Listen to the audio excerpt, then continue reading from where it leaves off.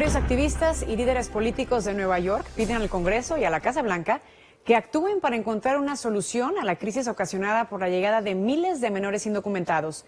Gilbert Vega con el informe. Entonces a mí me tocó inmigrar, si no me mataban. Yo no podía. Silvia Fuentes, de 23 años y nacida en Honduras, dice que tenía razones más que suficientes para abandonar su país en compañía de su hijo Eric, de 5 años. Yo recibía amenazas, tenía una semana para yo entregarme con las maras.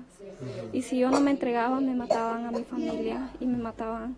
Y entonces yo mejor decidí venirme y si yo vuelvo a llegar, me matan. La joven madre indocumentada, quien el pasado 26 de junio ingresó de manera ilegal a Estados Unidos a través de la frontera con México, lleva en su tobillo un dispositivo electrónico que le pusieron las autoridades tras una audiencia en una corte de inmigración en Nueva York. Ahora vive con el temor de la deportación. Que se solucione algo, porque yo no quiero regresar a mi país, tengo mucho temor. El temor es el mismo que padece Sagrario Méndez, quien hace 40 años inmigró a Estados Unidos. Poco a poco pudo traer a sus 3 hijos de Honduras, pero la esposa de uno de ellos y sus nietos no corrieron con la misma suerte. En diciembre del año pasado me mataron a mi nieto. Tenía 15 años.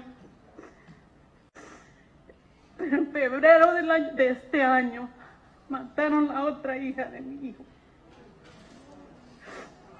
O sea que a mi hijo le quitaron su familia y no es justo.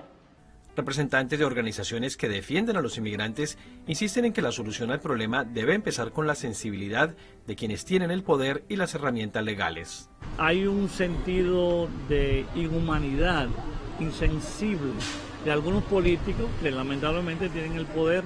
Y la crisis va a aumentar y necesitamos soluciones ahora porque esto está creciendo como una bola de nieve.